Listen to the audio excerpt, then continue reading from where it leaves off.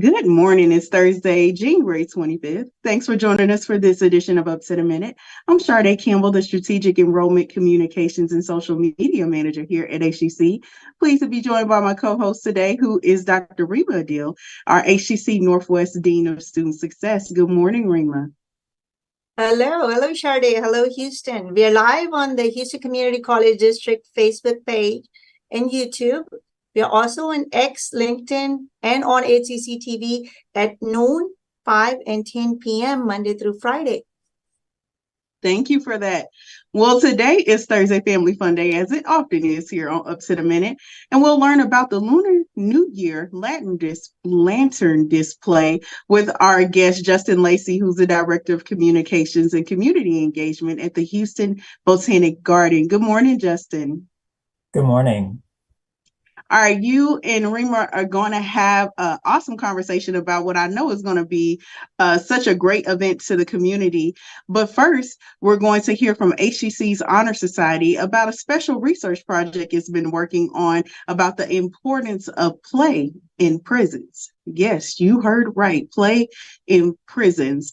Joining us to talk to us today is Mohammad Hamza Faisal Hameed, who is the president of HCC's Omega Sigma chapter of Phi Theta Kappa. Welcome to the show, Mohammad. Thank you for having me. It's a pleasure to be here. So happy to have you. One thing I see around a very specific time of year come up on social media is a student post a letter from an honor society and say, okay, is this real? Did I really get it? Has any other student joined it? What can you tell me about it? So I know a lot of students who may be tuning in are really interested in what is Phi Theta Kappa and what can they expect if they are able to join the Honor Society. Yeah, that's actually one of the problems we run into. We have students asking us if it's a scam, and we have to convince them, no, it's not. Phi Theta Kappa is an international honor society for two-year colleges. But what does that mean? What is an honor society? Basically, you can think of it as a club that recognizes and incentivizes academic excellence in students and basically provides opportunities to students that they don't normally get access to. This could be in the form of fellowship opportunities. You can establish a community with like-minded individuals. It also gives you access to leadership opportunities. You can have a leadership role within the chapter and practice and develop your leadership skills. It also gives you access to scholarship opportunities. It opens the door to apply to many different scholarships as a student.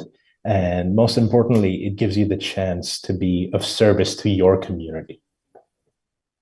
I think that's one of the best 90-second summations I've heard from one of our programs here at HCC. And, one of the things that I know specifically a lot of our leaders are really focused on are what are those learning opportunities outside of the classroom? So, and a lot of that is what frames your experience in college. And many don't realize it until they get into it, what they can get out of it. So, but I'm sure what sticks out the most to students are the scholarships, huh? Yeah, that is a major pull for us, but we do offer lots of other benefits as well. Yeah, absolutely. Well, one thing that you mentioned were the leadership opportunities as well as the service. So let's jump right into the Honors in Action project. And what has the Omega Sigma chapter at HCC's, what has their research been about this year? Yeah, so the Honors in Action project is related to community service. It's basically one of two projects that headquarters basically hands off to each chapter every year. They give us a topic and they tell us to conduct academic research on that topic. This year, that topic was play as in recreation. And they gave us the freedom to pursue any avenue within play that we wanted. And the thing that felt most natural to us was examining play in prisons. We wanted to look at what effects it has on individuals who have been incarcerated and how play affects and influences rehabilitation and recidivism rates. That's what our research has been about.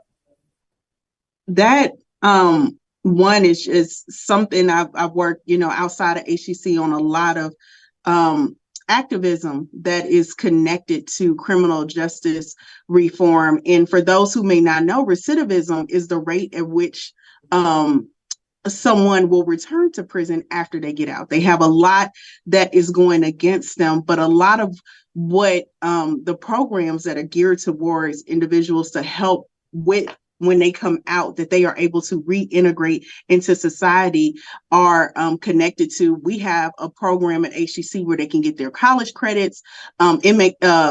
Residents of the prisons now can qualify for Pell. So they are learning public speaking skills. They're getting this college credential, but play is not something that often comes up. And I'm sure that is deeply connected to mental health. What are you all seeing around that, or how did that drive your decision making around the topic? Yeah, the reason we were interested, basically, our team, we're Houstonians, we're Texans. We recognize that our penal system is basically far from perfect. We have prison overcrowding problems. We have some of the highest incarceration rates in the country. And if you look at some recent statistics, in 2022, 27 people died while in custody at the Harris County Jail. So it's something that's highly relevant to us and our community. That's why we're interested. But that's not the only reason. As you mentioned, HCC has a history of providing supports to individuals who have been incarcerated in the past. So they have opportunities like correctional education programs and other services, like you mentioned, the opportunity to earn college credit. So we actually saw a path forward while we were researching this, because we know that HCC has shown interest in this arena before, and we saw potential to affect change in this area. That's why we were interested in pursuing this specific area of research. Yeah, and when are you, so is the research ongoing? When are you all expected to be able to share out some results? Because I want to be first in line. I want to be sitting right on the front row with my little notepad. So we've been conducting research for about the past half year, and the culmination of that research has ended up in an event that we are hosting on February 10th. It's relating to our honors in action. And basically, while we were doing our research, we realized that if you want to affect positive change in this area, cultural attitudes towards this issue have to be addressed first. If the populace isn't convinced that the well-being of incarcerated individuals is important, then it's extremely difficult to advocate for some kind of change. So for that reason, we're hosting an event. And basically, the main idea behind the event is we're going to discuss our research findings. And we're also inviting experts in this arena. We're inviting students with experience in the prison system. We're also inviting criminal justice activists. We're also inviting a professor of psychology who goes into the benefits, the psychological benefits of play and how it can affect incarcerated individuals. And going back to what I said initially, our aim is to raise awareness about this issue in our local community and make some progress in convincing our community that this is an issue worth caring about and this is an issue worth advocating for. It is, and I'm so glad you brought up a piece which is so key, which is the humanity. The humanity of they are worth rehabilitation. They are worth second chances, and understanding, like, the data doesn't lie. You can have the feelings that you want to have around someone who may have a record, but the data doesn't lie about them being rehabilitated, that they are human at the core of this. So I'm so glad that you brought up that you all are focusing on two things, which are narratives that have to be broken down in order for people to be open to believe that their well-being is something that should be focused on as a part of criminal justice reform. I have to say, this is incredible work, something that I would argue a lot of people wouldn't expect would be happening at a community college, and specifically from a research perspective. So I want to reiterate that it's happening February 10th, the Honors in Action event. What is the location? So it's going to be on the Central Campus in the William W. Harmon Building, room 100. Okay, and what time? From 11 a.m. to 1 p.m. Okay. And we have limited seating, so it is an RSVP event. I have provided the QR codes and the links that people can use to sign up if they wish to attend this event.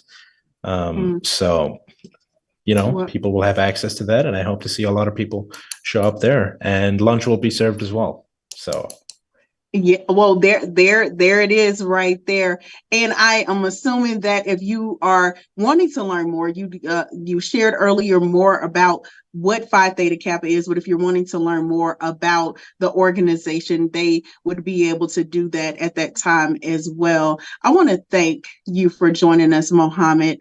Mohammad Hamza Faisal Hameed is the president of HCC's Omega Sigma chapter, Phi Theta Kappa. We've been speaking with him about an incredible event, Honors in Action, that'll be happening February 10th. Information will be posted after the show. Thanks so much for joining us, Mohammad. Thank you very much for having me. It's my pleasure, and I hope to see a lot of people in attendance at that event.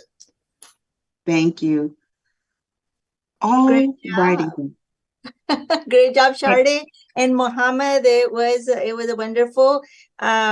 It's some topics are not as much looked, and I am so glad that Honors College is deciding to do this project. They have stayed on top of everything that goes on at HCC and most of the important projects. So kudos to Honors College and Mohammad, you and your team. So now we are moving from a little bit serious topic to now some festive topic. Moving on to Justin Lacey, Director of Communication and Community Engagement for the Houston Botanic Garden. Welcome to the show, Justin. Good morning. Thank you so much for having me. All right, today we will learn a little bit about the program that is going on. So unlike other winter light shows, Radiant Nature remains open through the last weekend in February. So is it a new option for Lunar New Year and Chinese Lantern Festival? Tell us a little bit more about it. Yeah, it definitely is. So the garden opened Radiant Nature as our winter light show back in November. But because it does, our partner is Tianyu Arts and Culture out of Chicago, but they employ authentic Chinese artisans. They sent over artisans from China for the installation. So because of that and all of the Asian-specific elements to the show, we have decided to keep it open through February. So, many of the other winter light shows closed near the beginning of January. We are still open. We're open Friday through Sunday primarily, but that will include this year Lunar New Year, which the one-day celebration is on Saturday, February 10th, and the Chinese Lantern Festival, which is 2 weeks after, so Saturday, February 24th. And so we're excited. We know in a multicultural city like Houston that people of all backgrounds enjoy celebrating these global holidays. And so we're so excited to have the opportunity this year to be a new option people have. Oh, this is so cool. We have been hearing, how like Houston is named as one of the most diverse city and everything, enjoying food and culture and festivities. And I think it's a blessing. And that's why a lot of people are moving here. A lot of culture and the weather. Houston weather allows you to be more creative and do a lot of, activities outdoor. So tell us, how would you say it is fun for the entire family? Is it like more of a family event? Or is it, I know Valentine's Day coming up. Is it someplace to go and celebrate Valentine's Day? Yeah, I don't want to sound cliche. It is for everyone, for sure. But, families do love it. There are a lot of interactive elements with this show, which is another thing we think sets it apart. But even those interactive elements are not just for kids. There are some lighted swings. There are lighted seesaws. There are parakeets that you speak into a microphone and the parakeet parrots back to you in kind of a fun bird-like voice what you said. The young and the young at heart enjoy those things. But you speak about Valentine's Day. So I mentioned we're primarily open Friday through Sunday, but we are going to be open on Tuesday, February 13th and Wednesday, February 14th for Galentine's Day, kind of our fun girls' night out type experience, but then also for Valentine's Day. And on Valentine's Day itself, so on Wednesday, February 14th, we are running a special where 2 tickets are $50. They normally would be $57. So basically, all couples that are coming that night for a date are getting our member price, whether or not they're members of the garden. Oh, very nice. This is some niche to know. Um, I'm gonna go tell my husband that okay, Justin invited us to come. It's, 2 for $50 on Valentine's, like that's a Oh rare gosh. thing. So Yeah, that's a good deal. So I know that, so tell us, how is it the first time we are doing it over there, or is it something we have been celebrating? So this is a first time show for us here in Houston. Our partner Tianyu Arts and Culture does lantern festivals like this around the country, and really throughout the year. Many of them are done in the winter, but there are places where they do them other times. But we're one of the few that is still open to be actually here for the Lunar New Year. But it is new to the garden this year. We've done winter light shows in the past, but with a different partner. So this is our first year to do the Chinese lanterns, but the response has been incredible. And so we're already starting to plan for the upcoming winter season. We'll definitely have Radiant Nature back with new installations, some updates to some of the favorites from this year. Yeah, so tell us, you mentioned lanterns. So is it lantern something that people would enjoy more in the evening, or is it also like if we decide to come during daytime because of the kids and everything? What do you recommend? Well, and that's another thing we love about Radiant Nature compared to the winter show we did before. The lanterns are beautiful in the daylight. So these lanterns are basically metal framework and they have very colorful fabric stretched over them. So they are as beautiful in the day as they are at night. Certainly it's a different experience, but we really encourage people to come and see them both ways. I mean, that's the best thing. It is a separate ticket. So using just our general daytime admission, you can come and see them in the day, and then it does require a separate Radiant Nature ticket, separate pricing and all of that. But so you can't really do it necessarily at the same time, but certainly you can do it close together. And we're actually doing a special that we want to encourage people. So when you buy your Radiant Nature ticket, after you come to the performance or the night of your show, be sure to check that same email that you use, because we're actually sending out a discount for you to come back and see them in the day for free within the week. And so that's something that just our Radiant Nature ticket holders are getting a special opportunity we can't normally extend. But that is that opportunity to see it in both lights. Oh, that is wonderful. So my understanding is that there's an educational signage along the trail that makes Radiant Nature both entertaining and informative. Do you want to talk about that? Certainly. So the garden, we view ourselves as an outdoor museum, and that really runs through everything that we do. And so with Radiant Nature, it's, there's kind of natural components, there's Chinese culture components. So for the natural components, members of our horticulture team have written up like short informative things about the plants that are depicted. Some of it is about some wildlife. And so it's short, but it's a little bit of learning to help you better understand, how that plant fits in either locally. Some of them do have connections to Asian culture. And then in the Chinese traditional zone, our partners at Tianyu really helped with that. But this is the year of the dragon. We have a very large dragon. There's also the 9 sons of the dragon, which is some really kind of famous Chinese mythology. And so we've seen a lot of people that are really appreciating the fact that not only are they coming and being entertained, but they are going home with some of those little kind of trivia moments and things they may not have known before. Very nice. So are you expecting people in a lot of different traditional clothes, and how does it usually go? So, it really is up to you how you want to come. I will admit, we just recently, I'm the social media, I do all the marketing here. And so social media is one of the things. And so I get to look at all the photos that people come out and they tag us. And I actually just this past weekend noticed some friends, younger friends, possibly even college age people, came out, and some of them they're Asians and they're wearing like a very traditional looking. And some of those photos were so beautiful. And I asked, because many of them were couples, and they gave us permission, and we're going to be using their images in our Valentine's promotion. And we're really excited for that opportunity. But yeah, I mean, this is, it's for everyone. We mentioned that earlier when we were talking about age. But again, it's for everyone in the city when it comes to culture too. You don't have to be the type that always celebrates Lunar New Year. Come and learn a little bit more about Lunar New Year. Learn a little bit more about Asian culture. Regardless of your background, it is for everyone. It is a chance, this to really celebrate the city as a whole. Absolutely. And I know that the Vietnamese and Chinese, these are the top, these are in the top 5 languages that are spoken in Houston. So, I am here at a campus at A-Leaf Hayes.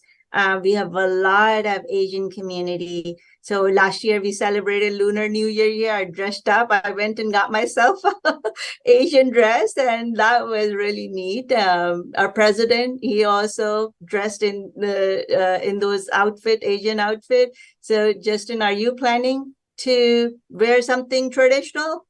I better run out and get something. I'll admit that's not a normal part of my wardrobe. One thing I do want to piggyback on that you just said that I forgot to mention, the great thing about all of that informative signage that I was talking about. So the garden has the Bloomberg Connects app, and on all of that signage, if people will download that app, you can just go and search for Bloomberg Connects in your favorite app store. There's actually some lookup codes with that signage, and it immediately translates it via Google Translate into a variety of languages. So again, we do want to be reflective of and accessible to the city. So just know that if you come out and your primary language or you're more comfortable in another language, watch for those lookup numbers and be sure to use those so that you can get that information as well.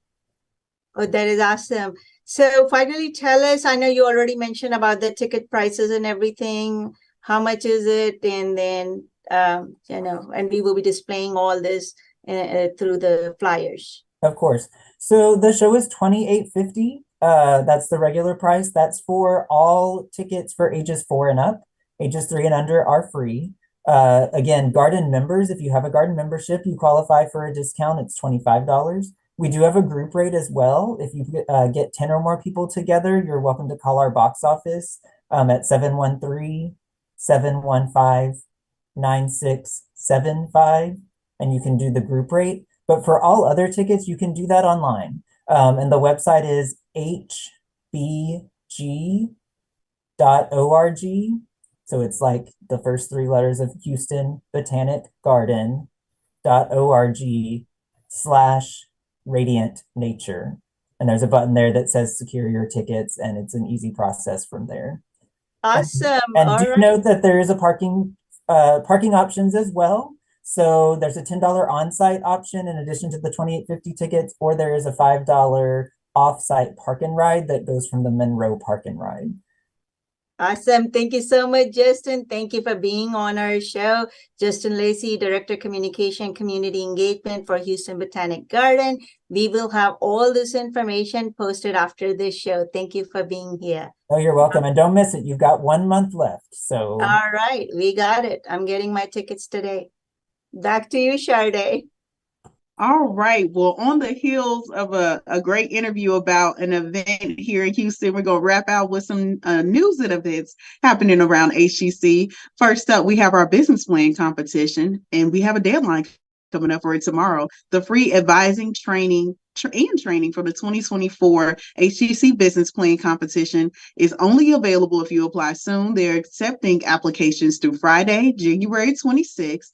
Be sure to check the details after the show if you are in need of training to get that business launch for 2024.